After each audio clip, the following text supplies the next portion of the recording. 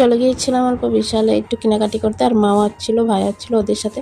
তো হ্যালো প্রিয়ন, আমি সঙ্গীতা নিয়ে আসলাম একটি ছোট্ট ব্লগ। তো আমরা সবাই চলে গিয়েছিলাম বিশালে একটু কেনাকাটি করতে, আর ভাইয়ের তো খুবই অনেকদিন ধরে পছন্দ, ও পুতুল কিনবে, তাই পুতুল দেখছিল। আর এখন দেখো আমরা চলে আসলাম বিশালে, আর মা কয়েকটা বাসন টাসন পত্রগুলো দেখে আমার অনেক দিনের ইচ্ছা বিশালে যাবে, নিজে গিয়ে দেখে শপিং করবে। তো মা ওরকম ভাবে এখন হাঁটতে পারে না, তাই একটু যেতে কষ্ট হয়। তাই আজকে বললাম যে যখন তুমি আসলা, আর তুমি তো আর বিশালে এসে দেখো না যে মার্কেটে কেমন, তো চলো তুমি আমাদের সাথে চলো, গিয়ে দেখে আসবো। তাই লিফটে করে গিয়েছিলাম, আর মার খুব হাঁটতে কষ্ট হয়, একদম সিঁড়ি উঠতে পারে না, তাই লিফটে করে ঘুরেছিলাম। আর তোমরাই দেখতে পাচ্ছ সবকিছু আইটেম আছে, তোমরা যা যা লাগে সবকিছু পাবা এখানে। আর এখানে আমরা দেখে নিচ্ছিলাম কি কি নেওয়া যায়। তো আমিও কয়েকটা শপিং করেছিলাম, তারপরে ভাইও করে নিল। যখন আমরা ভাই বোন সবাই একসাথে হই, সেই ছোট্টবেলার সময়টা মনে পড়ে যায়, যে যখন আমরা ছোট থাকতে তোমার একসাথে ঘুরতে যাওয়া, খাওয়া দাওয়া করা, বা কিছু কেনাকাটি করা, বা যে কোনো মুহূর্তগুলি সেগুলি মনে পড়ে যায়। আর ওই দিনকে আমার এত খুশি লাগছিল, মানে মা ভাই ওরা সবাই আসছিল, আর খুব ভালো লাগছিল যে না, নিজেদের সাথে কিছু কেনাকাটি করাটার মানে মজাই আলাদা। মা কেনাকাটি বলতে না, সব কিছুই মানে যখন বাপের বাড়ির লোকজন আসে তখন মানে খুশিটাই হয়তো দুগুণ হয়ে যায়, দুগুণ তিনগুণ অনেক গুণ হয়ে যায়।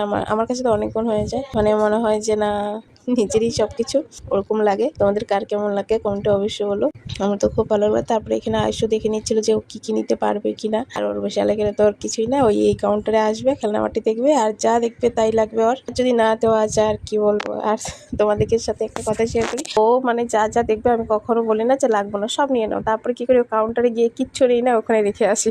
কারণ তোমরাই বলো, বাচ্চা যখন যাই চাইবে তাকে দেওয়া সম্ভব, আর যদি যা চাইবে তাই যদি আমরা দিতে থাকি, তাহলে ওদের অভ্যাসটা খুব খারাপ হয়ে যাবে। তাই যতটুকু পারো ততটুকুই দাও, এর থেকে বেশি দিও না। আমি তো বেশিরভাগ ওটা চেষ্টা করি যে যতটুকু দরকার অতটুকু দেওয়ার, এর থেকে বেশি না। তারপরে এখানে চলে যাচ্ছিলাম আমরা আইসক্রিম কাউন্টারে, আর এখানে আইসক্রিম খেয়ে নিলাম আমরা। আর খুব ভালো বানায় আইসক্রিম, তোমরা হয়তো এর আগে আমার একটা আইসক্রিমের ভিডিও দেখেছো। আর এখানে মাকে দিয়ে আসলাম, কারণ মা তো হাঁটতে পারে না বেশি, তো মা গাড়িতে বসে আছিল, আর এখানে মাকে দিয়ে আসলাম।